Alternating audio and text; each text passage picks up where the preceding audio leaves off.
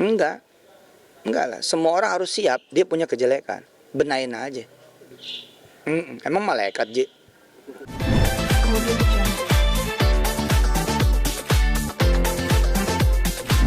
Oh iya, alhamdulillah izin Allah saya perjalanan ke Saudi, kemudian ke Jordan, Dubai, dan ke Qatar. Ya, pertama izin Allah Subhanahu wa taala silaturahim. Nemenin belajar, kumpul-kumpul bersama Habib Umar Tarim. Saya nggak sempat nemuin di Indonesia karena justru pas lagi bentrok. Tapi izin Allah malah nemenin di Jordan wasilah Habib Jindan, Habib Alwi, dan kawan-kawan dari Muassalat.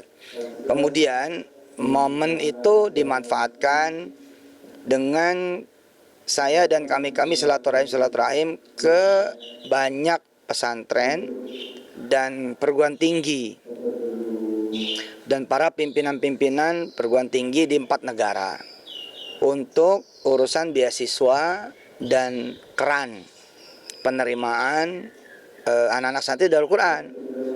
Nah, terus kalian nemuin juga santri-santri Darul Quran yang ada di 4 negara tersebut dengan izin Allah Subhanahu wa taala. Alhamdulillah berjalan dengan baik, bagus. Bahkan di Jordan dikasih kemuliaan oleh Habib Umar, Habib Salim, putra Habib Umar.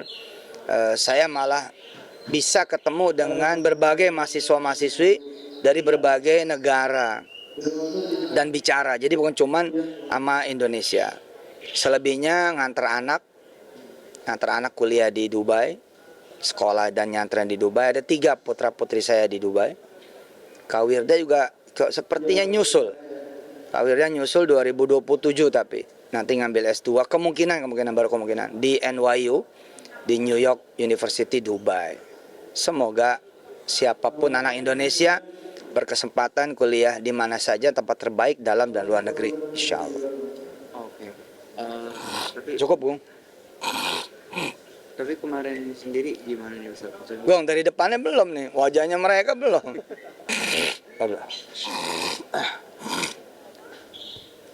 Bisa bertemu dengan orang-orang yang memang juga Ustaz gitu, bisa diskusi juga, sharing-sharing juga kalau seperti itu. Iya, tentu buat murid, buat santri, buat orang biasa, kemuliaan, kebahagiaan buat saya dan buat keluarga besar Darul Quran bisa diterima oleh Habib Umar dan para habaib, oleh syekh-syekh, para masyayikh, para pimpinan-pimpinan perguruan tinggi di berbagai negara. Tambah lagi kehormatannya, ya saya dikasih mic, dikasih apa? Kesempatan itu. Tapi ya sebagai murid, santri, orang biasa, ya saya tahu diri lah. Makanya ngomongnya cuma 2 menit. Supaya nggak ketahuan blow-nya. Cukup lah. Respon dari pihak sana ketika usaha memperjuangkan beasiswa untuk santri Darul. Ini bukan hal yang baru. Ya, semua ini bukan hal yang baru. Silaturahim, ngobrol tentang beasiswa, tentang network, ya bukan hal baru. Bahkan bukan cuma di dunia Timur Tengah, Arab, negara-negara Teluk, negara-negara kemudian ya Muslim saja.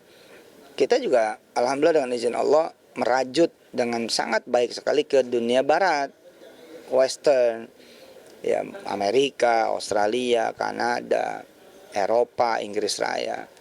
Kemudian ke negara-negara China. Baru semalam ini wawancara kan Jumat kan. Kamis malam kami ada tanda tangan baru beberapa MOU dengan beberapa perguruan tinggi di negara Tiongkok. Ya, di Tiongkok artinya ya ini alhamdulillah bukan hal yang baru, penuh syukur kami ucapkan kepada Allah Subhanahu wa taala agar ini menjadi jalan buat anak-anak bangsa untuk beroleh pendidikan yang baik. Dan tadi menyelimuti semua benua. Kita ke benua Afrika juga. Afrikanya bahkan ada Afrika Selatan, ada Afrika Barat. Ya, jadi kita jalan-jalan nih, tidak selalu saya, ada pimpinan-pimpinan yang lain. Ada yang ke Afrika Selatan, ke Cape Town. Ada yang kemudian ke negara-negara Tunisia, Sudan, Maroko, Aljazair. Sehingga kita pengen anak-anak kita, anak-anak Indonesia ada di berbagai benua. Makanya kan slogan kita kan gitu, Darul Quran 5 benua, bisa Allahu Akbar ya, 5 benua. Heeh. Dan juga tidak cuman pendidikan, tapi kita merajut juga keran-keran, membuka juga potensi keran-keran untuk pekerjaan.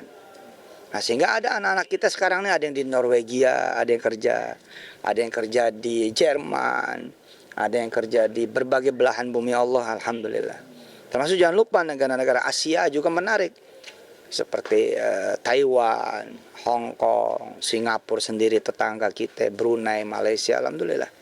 Mudah-mudahan di mana aja lah, tanpa mengecilkan perguruan tinggi di Indonesia, karena di Indonesia juga tetap menjadi target utama juga Darul Quran masuk ke berbagai perguruan tinggi negeri di tanah air. Tadi kan Ustadz bilang kan ini bukan hal yang baru. Ya. Berarti kan sudah dari tahun ke tahun ya. Progresnya sendiri gimana? Bagus, makin ningkat, dan ya yang langganan mah kayak Al Azhar Mesir gitu, Universitas Islam Madinah, itu atau Jordan University, itu yang langganan tuh ya cenderung meningkat, alhamdulillah dengan izin Allah. Dengan di sini kan juga dikenal dengan kayak mengajak orang-orang untuk tidak pernah kayak putus dalam meraih mimpi. Ya. Berbarengan dengan adanya usaha gitu. Iya. Gimana sih itu? Ya, makanya kan kekuatan di Darul Quran ini anak-anak semuanya diajarin afirmasi. Ya, bagaimana afirmasinya itu bagus, afirmasinya tinggi, menggelegar. Dan saya surprise anak-anak kami Darul Quran, pesantren Darul Quran, masya Allah, kayak di Jordan, mereka di sana itu ada yang punya 11 karyawan. Masya Allah loh, saya tanya, ada misalkan namanya itu dipanggilnya Babe Rehan, punya 11 karyawan. Apaan kerjaannya? Ini bisnis online makanan, nggak punya dapur, nggak punya tukang masak, hanya ngurusin pesanan-pesanan online, tapi punya 11 karyawan. Ada lagi Hamka yang buka dine in buka di daerah apa itu ya, jadi di Jordan ya.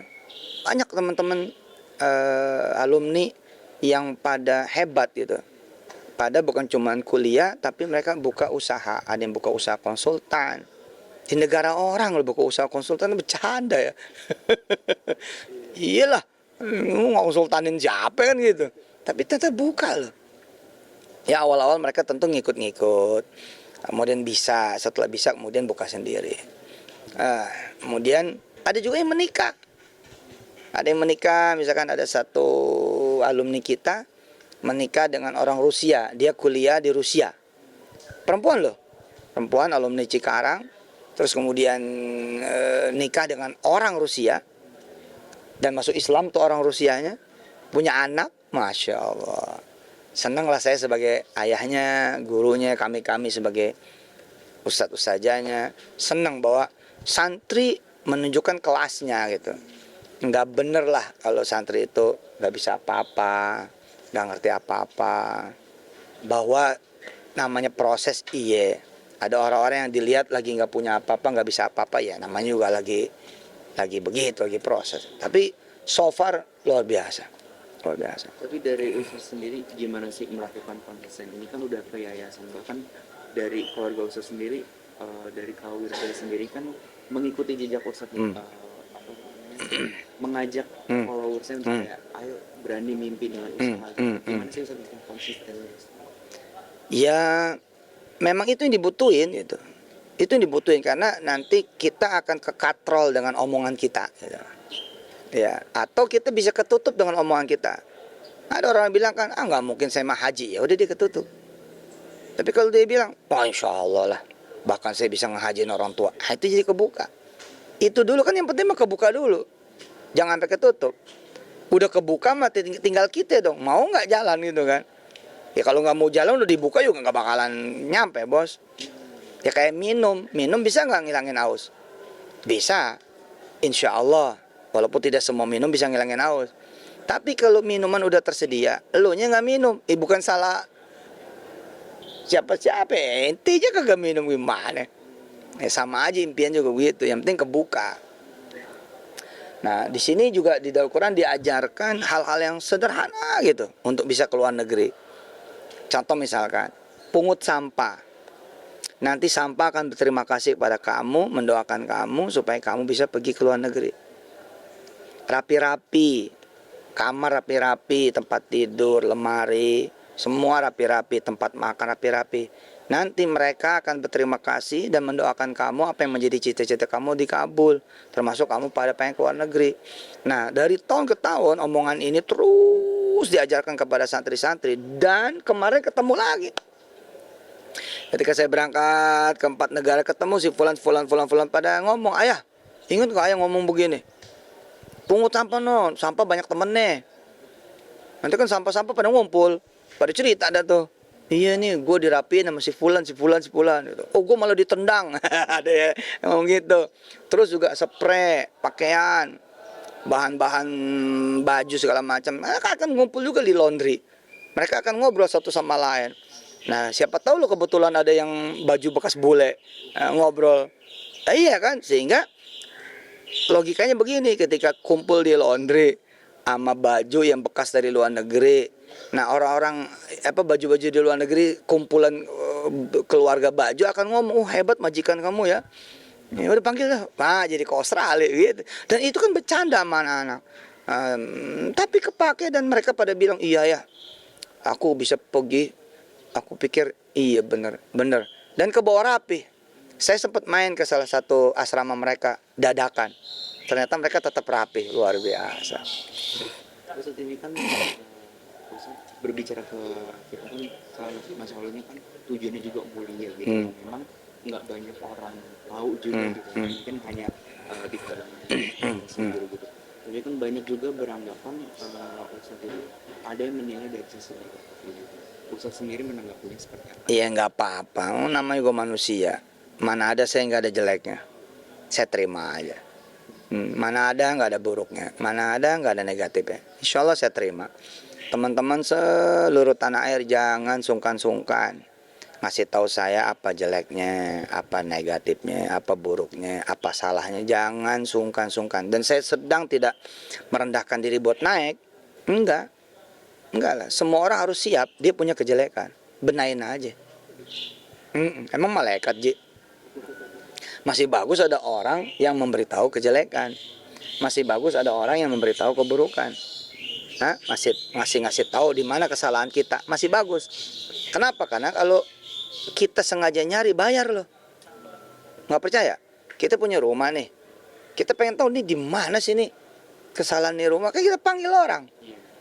Kita punya mobil rada-rada nggak enak. Nah, kita juga panggil montir. Kita badan kagak enak, kita ke dokter. Nah, semuanya bayar. Kita merasa ada yang salah nih, gue pengen lebih baik. Gue pengen konsultan. Gue datang ke penata gaya, gue datang ke penata omongan, gue datang ke penata sikap, sampai ngebetulin cara makan dan lain-lain. Lah ini ada banyak orang nyari-nyari kesalahan kita. Nah kan bagus, Ji. Tinggal kita terima, tinggal kita kemudian perbaiki. Kalau emang itu kesalahan kita, perbaiki aja. Kalau emang enggak, ya senyumin aja. Iya. Dan ternyata emang bener masalahnya. Tapi mohon maaf ya Ustaz. Sekarang kan di dunia sekarang ini penuh sosmed gitu ya. Kalau penyampaiannya tidak sesuai, maksudnya kayak apa ya? Cara penyampaiannya salah. Nggak apa-apa. Kita yang harus membiasakan diri. Nggak apa-apa. Misalkan ada satu anak, dia tumbuh berkembang di keluarga baik-baik saja. Kemudian pada suatu waktu dia keluar dari rumahnya. Ya. Terus di luar rumah dia ketemu hal-hal yang nggak enak. Dia belajar. Nggak apa-apa. Hidup emang begitu. Nanti begitu dia udah mulai kenal, maka yang kedua, ketiga, keempat, kelima dia akan terus terbiasa dan enjoy. Mana ada yang nggak ada teriakan, mana ada yang nggak ada kebisingan. Hidup dunia emang begitu. Jadi saya mau cara penyampaian mereka kayak apa, itu urusan dia. Urusan kita ambil yang baik. Itu adem udah. Tapi pernah nggak sih Ustaz ada tindakan dari Ustaz? Enggak ada. Terima aja gitu. Enggak ada. Kita Muslim diajarkan bertasbih, memuji Allah, dan diajarkan berdoa. Nah, kami muslim diajarkan yang ngomong bukan orang, yang ngomong adalah Allah. Allah meminjam mulut mereka, Allah meminjam tangan mereka, Allah meminjam akal, hati, pikiran mereka, Allah meminjam kemudian sokmed mereka menjadi ujian buat kita atau menjadi koreksian buat kita. Iya, yang penting outputnya apa? Misalkan orang bilang nih, bego amat sih lo, ya udah lu S1 dong. Kan jadi pinter tar itu. Oh, jelek amat sih lo, ya lu urus badan dong, kan jadi cakep gitu. Bau lu ah, ya pakai minyak wangi lah, nah, jadi wangi. Outputnya harus positif. Kalau output tidak positif, kita yang rugi. Misalkan bego lu ah, lo tuh yang bego, jadi berantem. Jadi berantem bos. Asik lah. Nah kemarin juga ya walaupun lewat sih yang ngomong soal video potongan banyak banget nih video-video Ustadz sendiri gitu kan, dan itu Ustadz sendiri gimana sih? Udah sama aja nggak apa-apa ya. Nggak apa-apa. Maafin saja saya dan terima kasih banyak. Enggak lah. Ya kita kalau jawab juga jawab secukupnya aja. Ya saya udah jawab itu bercanda. Tapi kan bercanda juga harus serius. Kalau bercanda agak serius mah nggak dapet dong. Setelah saya jelaskan bahwa itu bercanda, masih juga dianggap bajai, ngeles melulu. Ya nggak apa-apa. Ya sudah gitu. Nah ini ada agenda makan-makan.